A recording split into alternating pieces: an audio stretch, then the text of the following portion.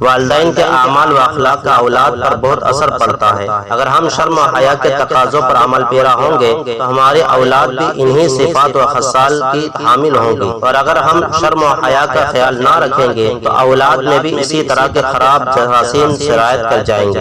آج ٹیلی ویژن کے پردے پر ننگے اور انسانیت سے گرے ہوئے مناظر دیکھ کر ہمارے معاشرے میں ان کی نقل اتارنے کی کوشش کی جاتی ہے، اور اس کا بالکل لحاظ نہیں رکھا جاتا کہ ہمارا رب اور ہمارا خالق و مالک تنہائیوں میں بھی ہمارے اعمال سے پوری طرح واقف ہے۔ وہ اس بدترین حالات میں ہمیں دیکھے گا تو اسے کس قدر ناگوار گزرے گا۔ اس لیے اللہ سے شرم کرنی ضروری ہے۔ یہ شرم و حیا ہی ہمیں ایسی بری باتوں سے بچا سکے گی۔ علاوہ ازیں ستر پوشی میں لاپرواہی کا ایک اور نقصان حضرات فقہاء نے لکھا ہے کہ اس کی وجہ سے آدمی پر بھول اور نسیان کا غلبہ ہو جاتا ہے، اور ضروری باتیں بھی اسے یاد نہیں رہتی۔ علامہ شامی رحمہ اللہ تعالیٰ فرماتے ہیں کہ بھول کی مرض پیدا کرنے والی چیزوں میں سے یہ بھی ہے کہ آدمی اپنی شرمگاہ سے کھیل کرے اور اس کی طرف دیکھے۔ شامی کتاب الطہارہ۔ بہرحال نظر سے صادر ہونے والی نامناسب باتوں میں سے اپنے سطر پر بلا ضرورت نظر کرنا بھی ہے، جس سے نظر کو محفوظ رکھنا چاہیے۔